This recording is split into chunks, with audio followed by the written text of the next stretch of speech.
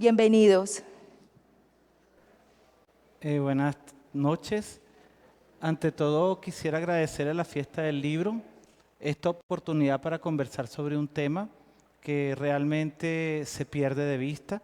Son 4 autores nórdicos. Hay una intención como de hacer un paraguas de estos autores bajo un mismo espíritu. Sin embargo, son autores de distintas épocas y además, pues, sí tienen en común esta conexión geográfica y con un espíritu. Algunos críticos hablan del naif nórdico, pero yo creo que estos autores van mucho más allá.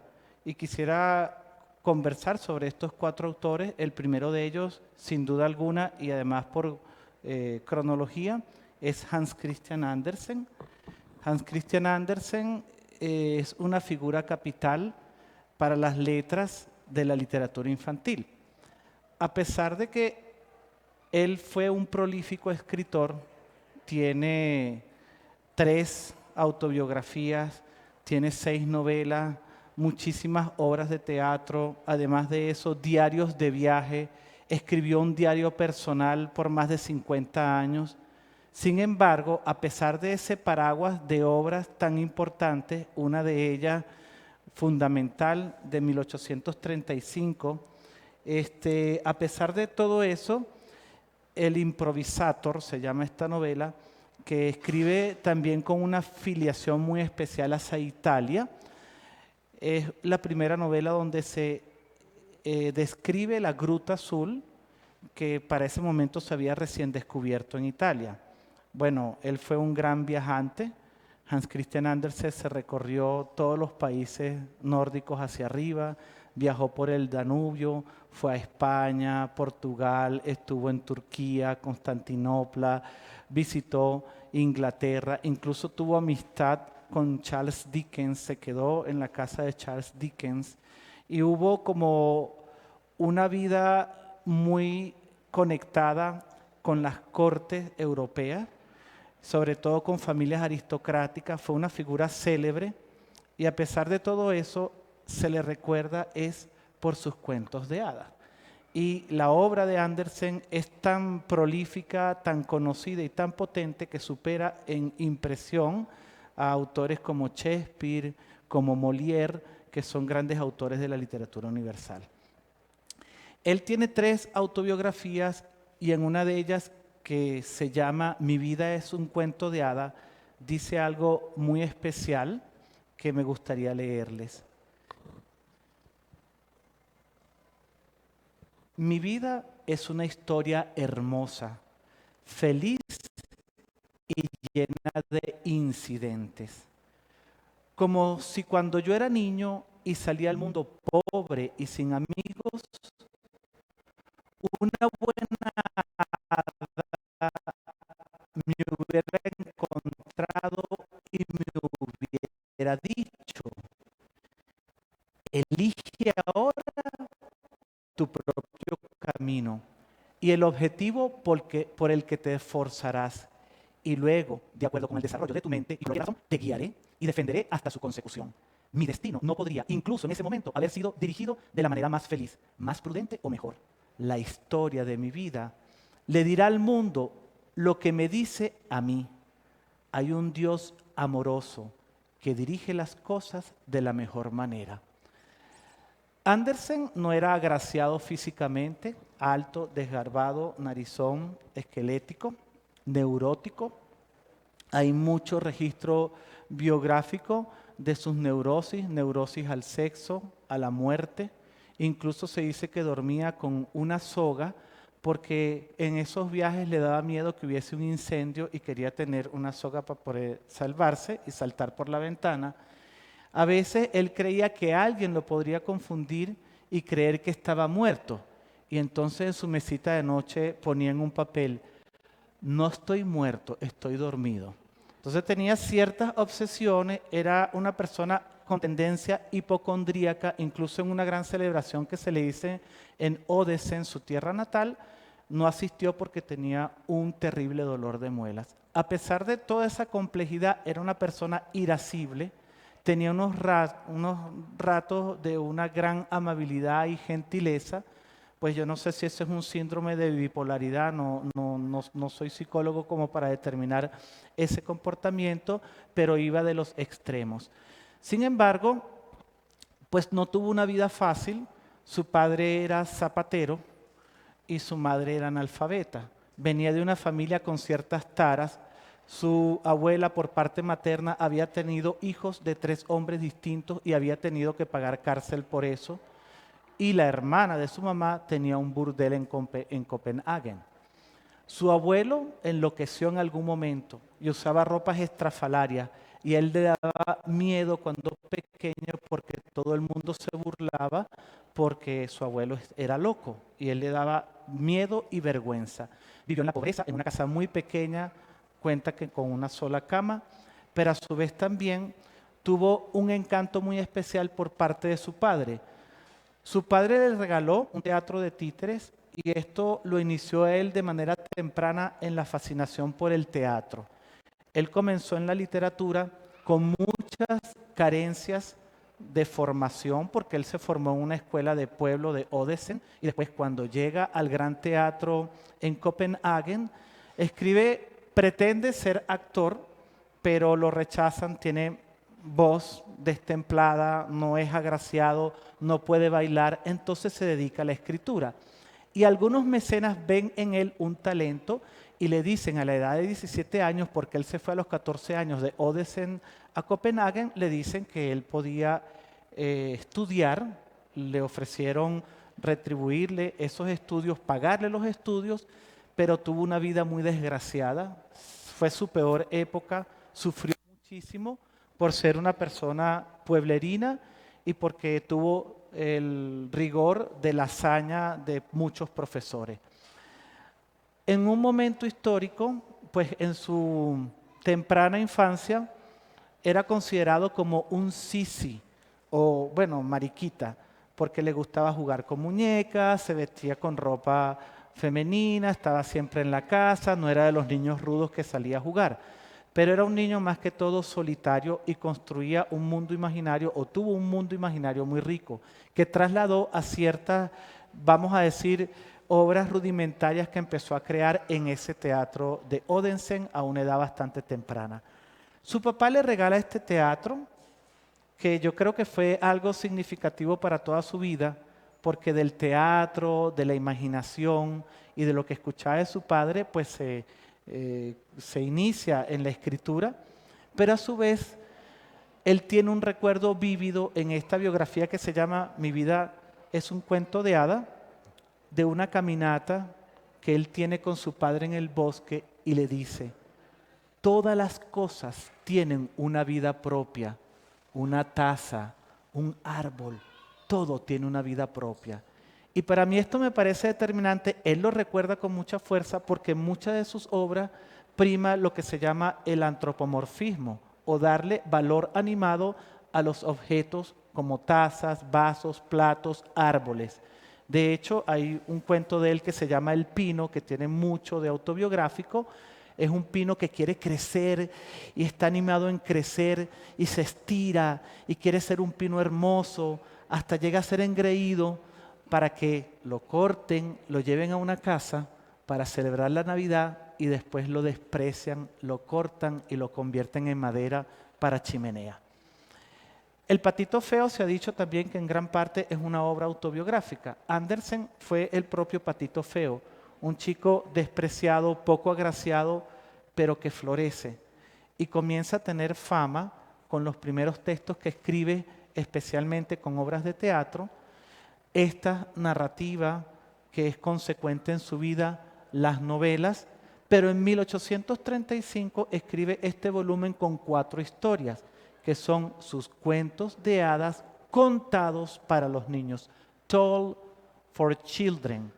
Y esto es muy importante porque los cuentos de Andersen incluyen muchos elementos auditivos, onomatopeyas, ruidos, sonidos, porque son cuentos concebidos para ser contados y no para ser leídos. Y esto me parece fundamental en la escritura de Andersen como molde de los cuentos. Estos Fairy Tales Told for Children de 1835 o cuentos de hadas contados para niños abren el camino para su inmortalidad. En principio, pues hay 4 historias, entre ellos está El Yesquero. Inmediatamente recibió una crítica feroz. Algunos de los calificativos que se le dicen a su obra es depravado, indelicado, inapropiado. Y vamos a ver un poco por qué. Su amigo Ørsted, un científico danés, le dice: por el improvisator tú vas a ser famoso, pero por estos cuentos tú vas a ser inmortal. Él tuvo como una premonición de escribir esta historia y seguir escribiéndola pese a la crítica que tuvo fuerte. Allí como que tendió muchas raíces con su propia vida, los cuentos de su infancia, todo lo que podría ser la tradición nórdica de las sagas y los cuentos tradicionales, y a su vez impuso unos cambios fundamentales. Para eso hay que entender bien lo que estaba pasando en el momento, pero yo les quisiera contar el comienzo de El Yesquero, uno de los cuentos que está incluido en este volumen. Por la carretera marchaba un soldado marcando el paso, 1, 2, 1, 2, 1, 2. Llevaba la mochila al hombro y un sable al costado, pues venía de la guerra y ahora iba a su pueblo. Mas he aquí que se encontró en el camino con una vieja bruja. ¡Uf! ¡Qué espantajo! Con aquel labio inferior que le colgaba hasta el pecho. «Buenas tardes, soldado», le dijo. «Hermoso sable llevas y qué mochila tan grande. Eres un soldado hecho y derecho. Voy a enseñarte la manera de tener todo el dinero que desees». «Gracias, vieja bruja», respondió el soldado. «¿Ves aquel árbol tan corpulento?», prosiguió la vieja, señalando uno que crecía a poca distancia. «Por dentro está completamente hueco, pues tienes que trepar a la copa y verás un agujero. Te deslizarás por él hasta que llegues muy abajo del tronco. Te ataré una cuerda alrededor de la cintura para volverte a subir cuando llames». «¿Y qué voy a hacer dentro del árbol?», preguntó el soldado. Esta vieja le pide que allí en este árbol, que está hueco, hay unas 3 puertas, le da una alfombrita para que pueda adormecer a los perros que están a cada una de las puertas. En una puerta hay monedas de bronce, en otras de plata y en otras de oro. Lo hace rico y le dice: «Tráeme el yesquero». Y él le dice: «¿Para qué necesitas ese yesquero?». Veamos la segunda parte. Le dice, ella le pregunta: «¿Tienes el yesquero?», preguntó la mujer. «Caramba», exclamó el soldado, pues lo había olvidado, y fue a buscar la bolsita con la yesca y el pedernal dentro. La vieja lo sacó del árbol y nuestro hombre se encontró de nuevo en el camino con los bolsillos, las botas, la mochila y la gorra repletos de oro. «¿Para qué quieres el yesquero?», preguntó el soldado. «Eso no te importa», replicó la bruja. «Ya tienes tu dinero, ahora dame la bolsita». «Con que sí, exclamó el mozo. «Me dices enseguida para qué quieres el yesquero o desenvaino el sable y te corto la cabeza». «No», insistió la mujer, y el soldado le cercenó la cabeza y dejó en el suelo el cadáver de la bruja. Puso todo el dinero en su delantal, se lo colgó de la espalda con un hato, guardó también el yesquero y se encaminó directamente a la ciudad. ¿Cómo no iba a pensar la crítica del momento que estas eran historias depravadas, inmorales, que no convenían con la tradición de los cuentos de hadas de la época? Un caballero primero entra en acción. Venía un soldado andando por el camino. 1, 2, 1, 2. Aquí no es había una vez. Hay fórmulas que él empieza a romper. Hay una introducción de un lenguaje llano, el diálogo, elementos de mucha rapidez y que además de eso conecta con muchos episodios violentos. Al final, pues, este soldado se traslada a un pueblo donde está la hija de los reyes en una especie de habitación, no se puede acceder a ella, él quiere verla y logra entrar a su habitación. Descubren que él es el culpable que entró en la habitación de la princesa y entonces lo van a ahorcar. Y este es el final de la historia. Él, en este yesquero, cuando lo prende, vienen los 3 perros. Y cuando él descubre esto, pide fumar un cigarrillo antes de morir. Vienen los 3 perros y le dice así: ayúdenme a impedir que me ahorquen, dijo el soldado. Y los canes se arrojaron sobre los jueces y sobre todo el consejo, cogiendo a los unos por las piernas y a los otros por la nariz y lanzándolos al aire tan alto que al caer se hicieron todos pedazos. Una masacre. ¡A mí no! Gritaba el rey. Pero el mayor de los perros arremetió contra él y la reina y los arrojó donde estaban los demás. Al verlo, los soldados se asustaron y todo el pueblo gritó: ¡buen soldado! Serás nuestro rey y te casarás con la bella princesa. Y a continuación sentaron al soldado en la carroza real. Los 3 canes abrieron la marcha, danzando y gritando ¡hurra!, mientras los muchachos silbaban con los dedos y las tropas presentaban armas. La princesa salió del palacio de cobre y fue reina. Y bien que lo supo, la boda duró 8 días y los perros, fíjense ustedes, sentados junto a la mesa, asistieron a ella con sus ojazos bien abiertos. Este es el final de una historia que no tiene nada de final feliz. Todo el mundo quedó despedazado. Hay una justicia muy distinta y hay elementos que introducen el lenguaje infantil. No se pretende que sea un lector niño ni aniñado. Estos eran historias contadas para niños y adultos. El receptor que se imaginaba Andersen era un receptor muy ancho. Eran historias para ser contadas y casi todas sus historias no le temen a un concepto de infancia capaz de digerir eventos muy pesados, por así decirlo. Fíjense ustedes el final de La vendedora de cerillas.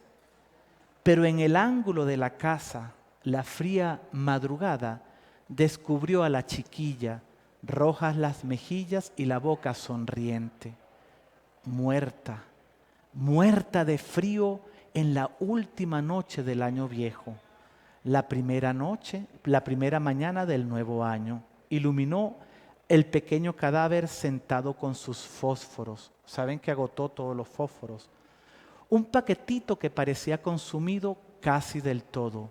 Quiso calentarse, dijo la gente, pero nadie supo las maravillas que había visto, ni el esplendor con que en compañía de su anciana abuelita había subido a la gloria del año nuevo. Aquí no hay un temor por un final en que el protagonista muera y que se describa muerta. Hay una visión casi que a lo último de su abuelita. La figura de la abuela paterna fue muy importante para Andersen y él recupera esta figura en muchas de sus historias. Siempre hay una buena abuela que interviene en alguno de los episodios. Y el último final que les quería comentar, como para que vieran el registro de los finales, es el del pino que yo les había dicho, y así termina este cuento. Los niños seguían jugando en el patio. El más pequeño se había prendido al pecho la estrella de oro que había coronado al pino la noche más feliz de su vida. Duró solo una noche. Pero aquello se había acabado ya, igual que se había acabado el árbol, y como se acaba también este cuento. Sí, todo se acaba, como les pasa al fin a todos los cuentos. Habla de la finitud de todo, la finitud del cuento sin una fórmula. Entonces, hay una tradición que es una tradición de los folk tales o los cuentos tradicionales con representantes como los hermanos Grimm, como Afanasieff, como Perrault, aunque los trabajen literariamente, y los cuentos de la fuente oral. Pero hay otra tradición que convive con esta, que son los Kunstmärchen en alemán o cuentos de arte, en los que están algunos representantes como Novalis, como el mismo Hoffmann, como Goethe, que embellecen el cuento de forma literaria y le dan un tratamiento distinto.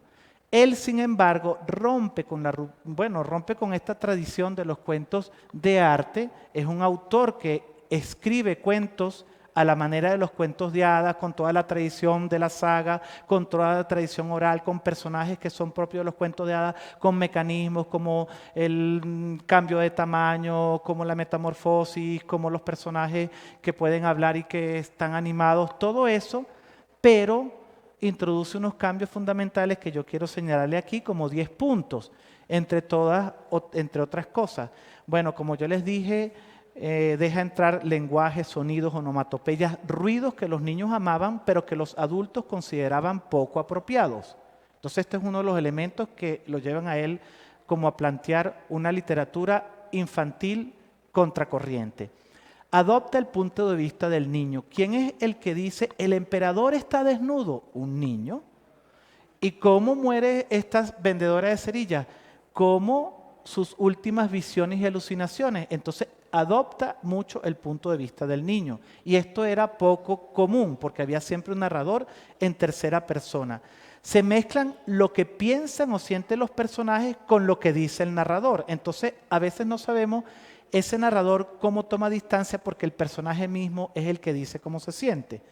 Apela directamente a los niños porque le quiere abrir nuevas perspectivas sobre la muerte, sobre la soledad, sobre el desprecio, sobre sentirse outsider como él se sentía.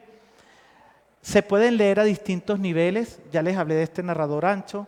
Tiene una visión de la infancia no idealizada, no es condescendiente. Si hay que matar a alguien y cortarle la cabeza, se le corta.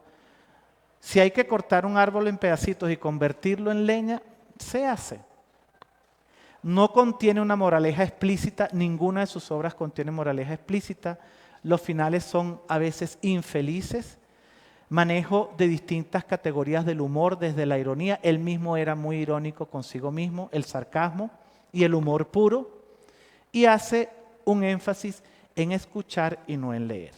Estas son algunas de las características. Todos estos autores se pierden de vista. De Andersen se puede hacer una conferencia de 1 hora, pero yo voy a tener que correr porque son 4 autores de una envergadura muy similar. Andersen también era conocido por su afición a los papeles recortados. Estos son los papeles recortados que él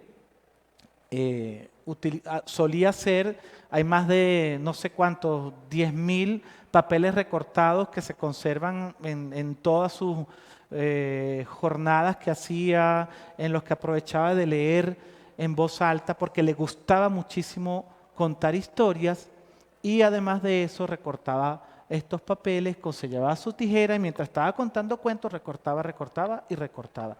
Este es uno, este es otro. La importancia de Andersen para el país mismo es tan grande, para el mundo, para la humanidad, que uno de los billetes de 10 coronas Dinamarca tiene la esfinge de Andersen. Hay estatuas por todo el mundo de Andersen. En Copenhague está esta, como cerca de la plaza del ayuntamiento. Esta es una que está en el jardín, en el Parque Central en Nueva York. De hecho, ese pato se lo robaron en algún momento y nunca apareció y otra vez tuvieron que esculpirlo siguiendo el modelo original. Esto es una estatua que está en otros jardines en Copenhague. Esto es una estatua que está en Málaga, un poco honrando la visita que hizo él a esta parte de España. Esta es una estatua que está en Dakota del Norte, él con el patito feo, porque se le relaciona mucho con esa historia. Y yo les quise contar otras que son menos conocidas. Y otra estatua que está en Odense, sumergido, y el artista planteó sacarlo para resucitarlo y hacer todo un espectáculo para después sumergirlo. Y aquí tenemos la estatua de la Sirenita, una estatua de 1913, esculpida por Evan Eriksson y que utilizó como modelo una primera bailarina eh, bueno, ella no quería posar desnuda para el modelo, entonces la esposa del escultor sí posó desnuda y él le puso a la sirenita la cara de esta bailarina, Alice Price, y además de eso, esta estatua de la sirenita es como un peregrinaje porque está en un sitio lejos que tienes que caminar hasta llegar a ese lago y ha sido vandalizada en muchos momentos, se le ha cortado la cabeza, le han puesto juguetes sexuales, o sea, ha sido la sirenita también una estatua con bastante historia para contar. Esto lo dice Paul Hazard y con esta cita yo cierro, me despido un poco de Andersen con pesar, pero pues tenemos el tiempo contado. Si hubiera que elegir el príncipe de los escritores de la infancia, yo votaría por Hans Christian Andersen. Tenemos a Astrid Lindgren. Astrid Lindgren sigue, bueno, un poco en cronología. Ella nació en 1907 y tuvo una larga vida, murió en 2002. Hay un premio prestigioso que se llama el Astrid Lindgren Memorial Award. Ella a su vez también se ganó el premio Hans Christian Andersen, que está considerado como el Nobel de la literatura infantil. Astrid Lindgren es conocida por todos. Hay una película maravillosa, si la quieren ver, se llama Conociendo a Astrid, que habla acerca de su vida juvenil y eventos que están relacionados con su primer hijo. Y esta es una experiencia que la marca mucho a ella, porque la empodera un poco en una sociedad que castigaba mucho el hecho de que una mujer quedara embarazada. Esta es ella en una foto familiar, era hija de una familia numerosa, granjeros, y esto lo hizo trasladar a sus obras, especialmente en lo que es la atmósfera, el mood de muchas de sus obras es bucólico. Nosotros conocemos a Pippi Calzas Largas, pero Astrid Lindgren tiene una obra enorme y además de eso, en parte de sus obras, muchos conceptos de infancia que se van representando. Ellos mismos, como parte de una familia numerosa, tenían ciertas obligaciones, sobre todo el cuidado de la tierra. Y yo podría decir que algún elemento común de todos estos autores es el amor a la tierra. Astrid Lindgren fue una gran ecologista, incluso defendió de algunos eventos en que pretendían talar árboles del parque y creó también y propuso una ley ambientalista en Suecia. Por tanto, hay toda una filiación con el medio ambiente que tiene Andersen, que tiene Tove Jansson, que tiene Astrid Lindgren, aparte de ese naif. Entonces yo creería que no solamente existe un naif nórdico, sino también un amor a la tierra nórdico, una tradición nórdica de troll, elfo, que también están en todas estas historias, y yo diría que conceptos de infancia muy adelantados para su época, porque todos estos autores tienen conceptos de infancia que no son los convencionales. Podríamos decir que en ese sentido son pioneros. Esta es ella también, fíjense ustedes, vestida muy masculina, era un poco como un desafío contra los parámetros de la época, y nosotros la conocemos por esta famosa obra Pippi Calzas Largas, Pippi Långstrump en sueco, Fifi Brindisier, Pippi Medialonga, Pippi Longstocking y Pippi Calzelunge. En realidad, creo que en algún momento las primeras traducciones españolas eran pipa, porque Pippi era un poquito pues, relacionado con otras cosas, y después quedó Pippi Calzas Largas. Esta chica contestataria, que hace lo que se le da la gana literalmente, que vive en una casa toda caótica, que además de eso tiene una fuerza descomunal, es capaz de levantar un caballo en vilo, no le importa el dinero porque ya tiene un cofre lleno de oro que su padre, un navegante que está siempre en mares del mundo, le dejó.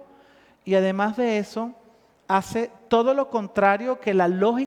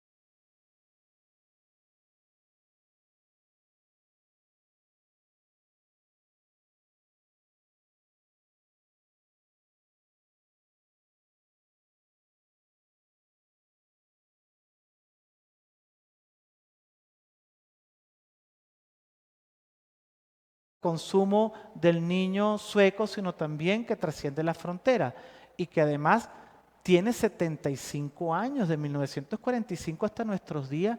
¿Cómo se puede mantener un personaje por tanto tiempo en el corazón de tantas generaciones? Esta es una escena del pueblo donde vive Pipi, es un pueblo tranquilo. Aquí está el caballo que tiene unos lunares porque todos son personajes medio estrambóticos. Además también anda con un monito todo el tiempo que es el señor Nelson. Es un monito que hace las mil y una y que también hasta cierto punto tiene caracteres humanos porque él se sienta a la mesa, entiende ciertas órdenes, acompaña a los chicos y Pipi tiene una serie de aventuras con Tommy y Anika, que son dos niños bien portados, incapaces de cometer algo impropio, que disfrutan mucho de esta niña completamente irreverente. Entonces son dos modelos de infancia que están conviviendo y niños que se van buenamente contaminando por este efecto Pipi de hacer cosas divertidas todo el tiempo. Entonces yo me pregunto, ¿la infancia qué es? Un momento en que se supone que tú deberías hacer lo que quisieras y divertirte mucho. Y esto se instala como un arquetipo muy fuerte en la narrativa de esta serie. Vemos aquí a Astrid Lindgren en una de las grabaciones, porque Astrid Lindgren también era guionista de sus propias obras, participaba de muchas de la producción, ella misma escogía el casting de los protagonistas para sus series y para sus obras, y escribía los textos y participaba en la producción. Y muchos cineastas suecos estuvieron alrededor de ella para crear obras maravillosas que, bueno, trascienden solamente. Esta es la casa, se llama Villa Manga por Hombro, es la traducción. Es una casa, bueno, esta es la escenografía pulcra, pero la casa se supone que es todo un desorden. Vamos a ver aquí algunos de los aspectos de la obra de ella. Toca el arquetipo del niño salvaje, la isla, el viaje, el niño que se niega a crecer porque Pipi quiere quedarse siempre pequeña y hay conversaciones con Anika y con Tony acerca de eso. Y la edad dorada, la infancia como una edad dorada. Los adultos son ridiculizados como personas que están pendientes del dinero, de las tarjetas de crédito, que no se saben vestir, que no se saben comportar. Entonces son los niños los que dicen, así es que tienes que ser un ser humano, no como ustedes nos dicen a nosotros que tenemos que ser los niños. Algunas de las ilustraciones distintas en parte de sus obras, allá la ven cargando el caballo. Este es, espero que se escuche. Si le pueden subir el volumen, no pueden. Aquí tampoco.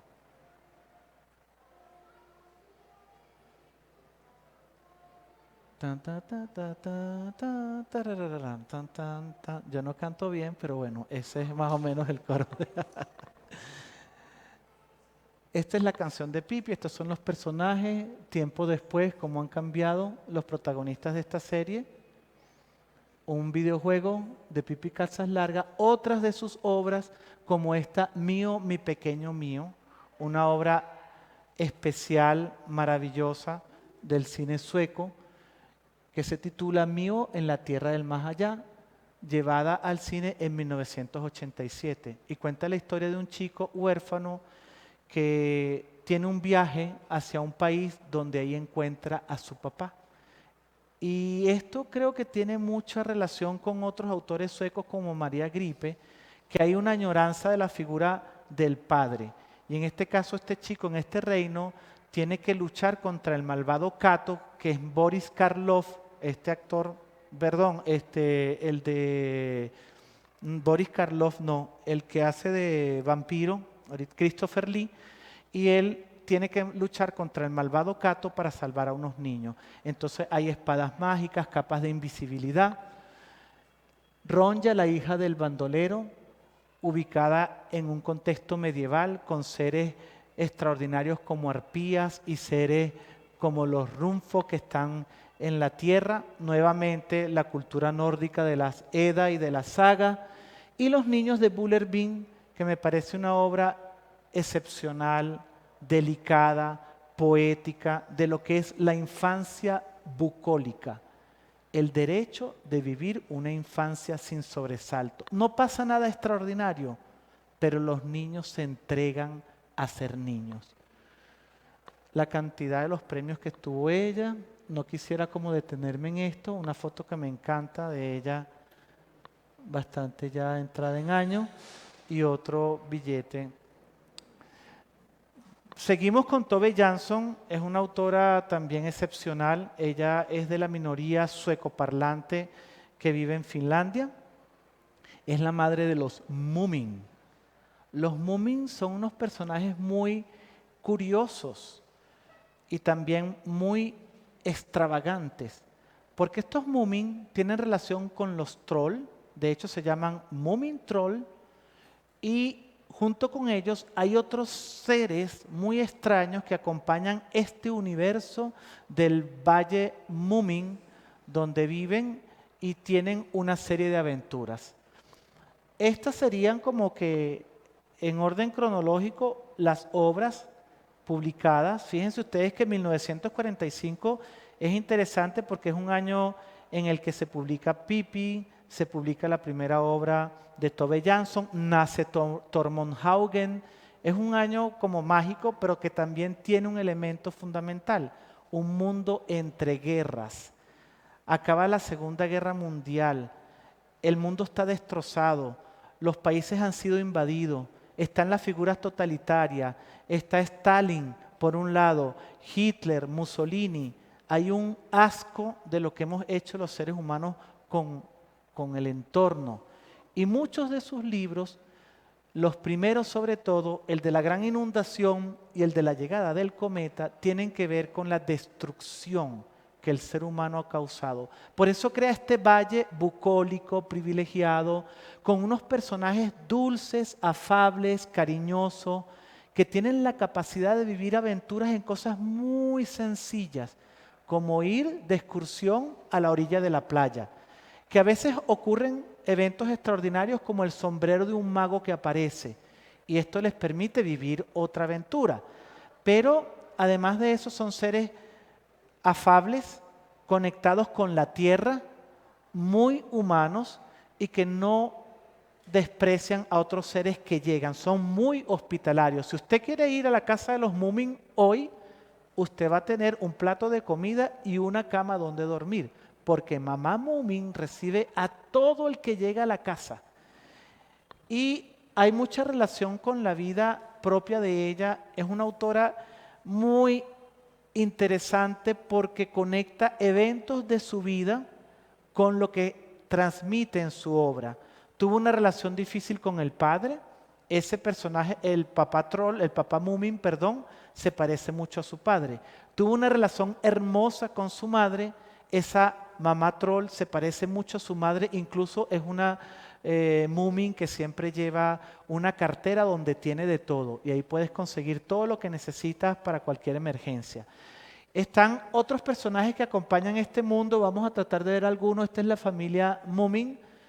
Están los Snork, que son distintos, un poco distintos a los Moomin, porque pueden cambiar de color. Son seres como hipopótamos, de figura redondeada, muy suaves, que viven en este valle idílico.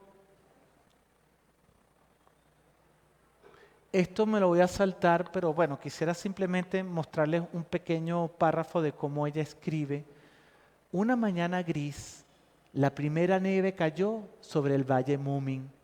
Caía espesa y silenciosa, y al cabo de pocas horas todo estaba blanco. Fíjense ustedes la poesía con la que ella escribe, la delicadeza, y toda su obra tiene esta delicadeza especial. Es un texto largo, no lo quisiera leer todo, pero volvamos al final en este caso. Afuera la nieve seguía cayendo, blanca y espesa. Ya cubría la escalera y colgaba pesada de tejados y alféizares. Pronto toda la casa Moomin se convertiría en una enorme y blanda almohada de nieve. Los relojes, uno tras otro, acallaron su tic-tac. El invierno había llegado. ¿Ah? Eso pertenece al sombrero del mago. Luego, en otros de sus libros, estos personajes comienzan a tener mayor exploración psicológica, deja atrás el pesimismo del cometa y de la gran inundación para convertirlos en personajes más aventureros y alegres hasta que cierra con la última obra que se llama Finales de Noviembre en 1970. Pero los Moomin tuvieron mucho éxito, fue a partir de 1953 que un periódico inglés, Evergreen, le pidió a ella el encargo de que hiciera unos cómics de los Moomin. Y hay incluso campañas que hicieron muy curiosas y se ven todos los taxis con los personajes Moomin por todo Londres. Entonces se hizo famosa esta escritora que escribía en sueco en Finlandia, porque era de una minoría sueca en Finlandia. Este es el mapa del Valle Moomin. Y así aparecen sus primeros personajes. Esto fue cuando tuvo una discusión con su hermano, una discusión filosófica con Per, su hermano mayor, y de la rabia dibuja al Snork. Este es el Snork en un cuaderno. Y el Snork va evolucionando en la revista GAM, que era una revista en la que ella colaboraba antifascista, antinazista. Ahí el Snork negro ya tiene una forma que recuerda mucho de sus personajes y fíjense, en esta historia ya tenemos posteriormente un personaje muy parecido a los Moomin. Ella era artista plástica, talentosa, se sentaba en las piernas de su madre, que era diseñadora gráfica, y a la edad de 14 años hizo su primer libro de dibujo. Estudió en Helsinki, estudió en Copenhague, estudió en París, estuvo rodeada de un mundo rico en referentes culturales. Su padre Víctor era escultor, un poco de temperamento extraño, y su vida estaba inmersa en muchos referentes de arte. Estos son los personajes que acompañan a los Moomin: el Snufkin, Sniff y Snork. Los Snork son muy parecidos a los Moomin, como yo les decía. Hay otros personajes un poco más complejos como los Emulen, que son obsesivos con clasificar todo, con recoger todo, con hacer sistema de clasificación. La pequeña Mai, que en algún momento es su propia rabia personificada en esta niña terrible e incontenible.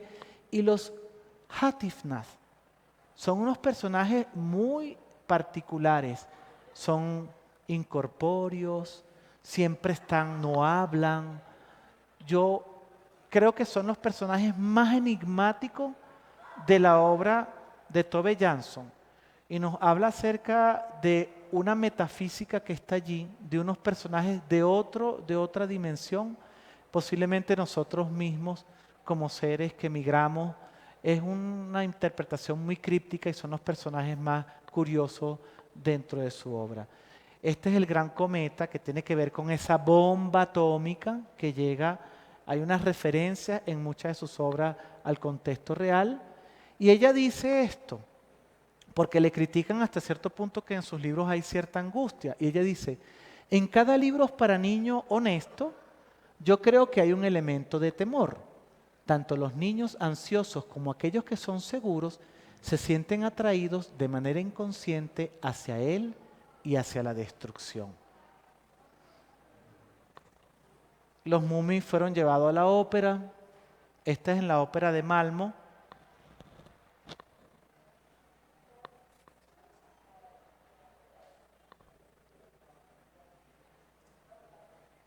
Es muy breve, durará 1 minuto y algo. Quería mostrarles una de las tantas representaciones de los Moomins. Y ha sido tan importante este mundo de los Moomin que ha sido llevado a la ópera. entre otras manifestaciones, obras de teatro, cómics, que bueno, efectivamente su hermano Lars fue el continuador de muchos de los cómics, libros. Y otra cosa interesante es que Tove Jansson, al igual que Hans Christian Andersen, fue más allá de la literatura infantil. Ella escribió un libro famosísimo, el libro del verano, y también escribió La hija del escultor, libros para adultos maravillosos, pero es conocida básicamente por este mundo de los Moomins. Y para cerrar, porque pues ya tenemos como una hora hablando, me gustaría hablarles de Tormod Haugen, un escritor bastante oscuro, diría yo. Pero antes me gustaría dejarlos con una frase de Tove Jansson que dice así: en un libro infantil siempre debe quedar algo no aclarado, algo sin ilustración. Hay que permitir y propiciar que el niño reflexione solo, que distinga por sí mismo entre lo real y lo irreal. El autor no es un guía, debe brindar un sendero, sí, pero dejar que el niño marche solo por él y que establezca las fronteras con su conocimiento propio de las cosas. Predice aquí la presencia de un lector activo, un niño que no se le dé todo masticado y que tú como creador dejes los vacíos para que ese lector pueda llenarlo. Y Tormod Haugen, un autor pues relativamente con vida corta y con una obra poco conocida, una obra críptica, yo diría, tiene elementos como, no digamos que existencialistas, pero sí sobrecogedores. Hay obras maravillosas como Secretos detrás de las puertas, Los pájaros de la noche, y voy a hablar de dos obras en particular. Una de ellas se llama Una misión peligrosa y Zeppelin. Una misión peligrosa está contada por un adulto, ya como de 35 años, que recuerda el momento en que su padre lo abandona. Y a partir de ahí empieza un peregrinaje, una persecución que lo lleva a aislarse en un lugar inhóspito. Y allí queda con el mal sabor, el muy amargo sabor de haber sido abandonado por su padre de manera inexplicable. Esta es la esencia de la historia. Me parece poco común que un libro para jóvenes o para niños no haya no solamente un final feliz, porque no lo hay, sino un sentimiento amargo, un sentimiento muy, muy difícil de digerir. Y bueno, yo creo que la literatura no tiene que ser enteramente complaciente. Este es el texto que les quería leer de Una misión peligrosa. Hay un sueño que me sigue hace años. No lo tengo cada noche, pero es muy frecuente. Monto un caballo blanco y el sueño es la sensación de una cabalgada desesperada. Veo bosques, caminos, jinetes negros, dolor y muerte. Es inútil seguir fingiendo. Tengo que decir lo que he sabido todo el tiempo. Ese sueño no es un sueño, es algo que he vivido hace tiempo, algo que no me atreví a revivir de nuevo, pero el sueño vuelve continuamente y me recuerda lo que no quiero recordar. Los pensamientos vuelven a aquella última tarde de verano, a cuando acabó mucho y empezó todo, y yo tenía 11 años. Tiemblo. La pluma se niega a escribir palabras legibles. Tengo que esperar. Por fin el temblor cesa y puedo empezar. Fue la noche en la que mi padre me dijo: Taro, hijo mío, mira eso y no me olvides nunca. Es un adulto que todavía no ha logrado reconstruir en la época medieval, hijo de un rey que es abandonado y no logra reconstruir esa relación con el padre. Entonces, en ese sentido, yo creo que Tormod Haugen pone una nota muy especial. Es un autor extraño, poco conocido, pero muy interesante. Muy interesante en dos cosas. Yo diría que en los conflictos, él no plantea familias ideales. Él sigue una tradición como de María Gripe, de Miriam Pressler, el conflicto, familias conflictivas. También tiene una tradición en la que hay una introspección porque esos personajes están batallando ahí con ellos y con su dolor y no logran salir como en un pantano. Y además de eso, hay muchas relaciones difíciles, especialmente de los niños con sus padres. Y esto es lo que ocurre en Zeppelin, la otra obra. Realmente es una obra muy interesante, escrita con un estilo de frases muy cortas. Pareciera como poesía libre, pero no es poesía libre. Y es una chica que está completamente ignorada por sus padres, que se encuentra con otro chico ignorado por sus padres. Entonces, ser ignorado es una sensación bastante compleja y difícil y son familias que yo diría muy nórdicas, porque de verdad ellos van a la casa de campo y el papá está todo el día limpiando la hierba y la mamá pintando y no hay un acercamiento con la niña, nada. Entonces hay eventos que son como pequeñas rebeldías, roban, este chico aparece en un árbol y le dice esto: tú no puedes llegar allí. Él le habla de un sendero para llegar a una cueva. Solamente yo sé cómo pasar por todos los peligros que acechan a lo largo del camino. Primero hay 4 caballeros con espadas de acero tan afiladas que pueden cortar piedra y metales. Matan todo lo que pasa por el sendero, tanto si son ratones como personas. La estuvo observando todo el tiempo mientras hablaba. Luego hay 4 lobos gigantes que siempre están hambrientos. Se comen todo lo que pasa por allí. Nina lo estuvo mirando mientras hablaba. Luego hay una araña gigante que ha extendido una telaraña a lo largo del sendero. Es tan bonito que todos van directamente a ella en cuanto la ven y quedan atrapados para siempre. Se estuvieron observando el uno al otro mientras él hablaba.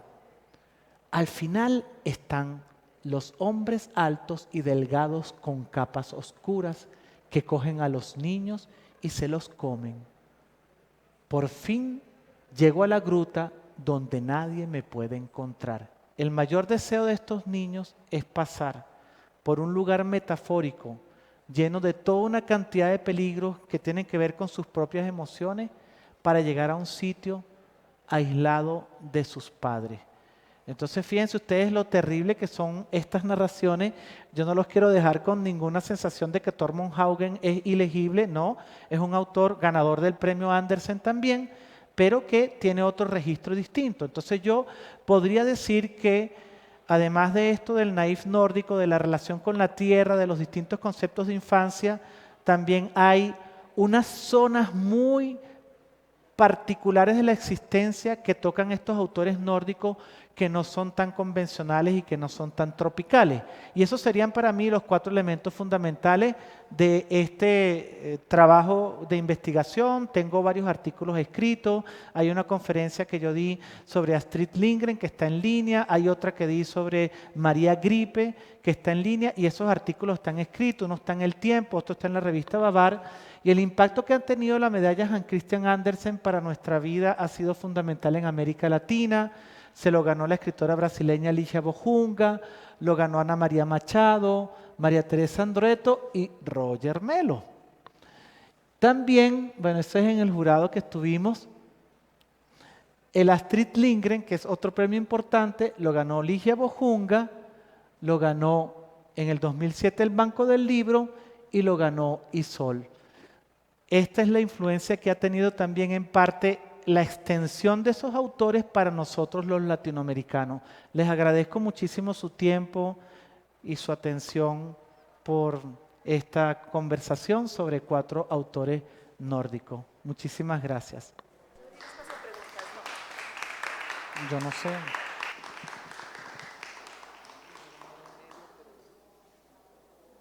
Podemos hacer unas preguntas.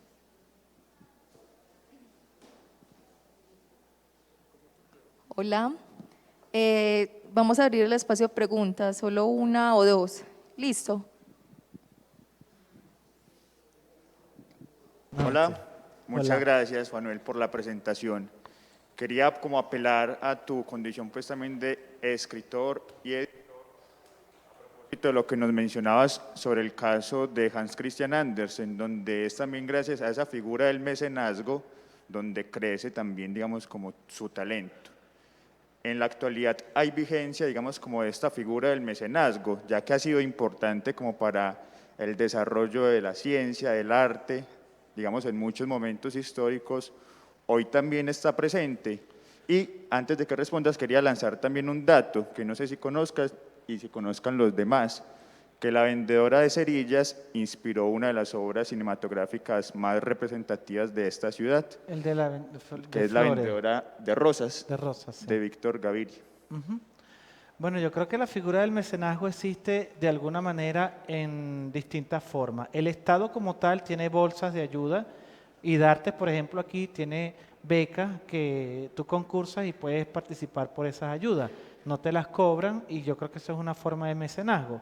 El mecenazgo se utilizó muchísimo, especialmente en la pintura, en el arte plástico, en el Renacimiento, en el Barroco. Personas con mucho dinero y hoy en día hay personas que tienen dinero que se dedican a hacer proyectos personales pero que tienen un impacto social. Bueno, creo que cada quien también encuentra su mecenas dentro de las circunstancias. A veces es el esposo o la esposa que te mantiene por un año y que tú escribas. Lo ideal sería ganarse una beca de estas maravillosas que, bueno, tú puedes escribir. La Fundación Berman, por ejemplo, da una beca para que tú te vayas a una isla perdida y tú te dediques a escribir. Entonces hay bolsas de ayuda, hay lo que se llama residencia y son formas de mecenazgo.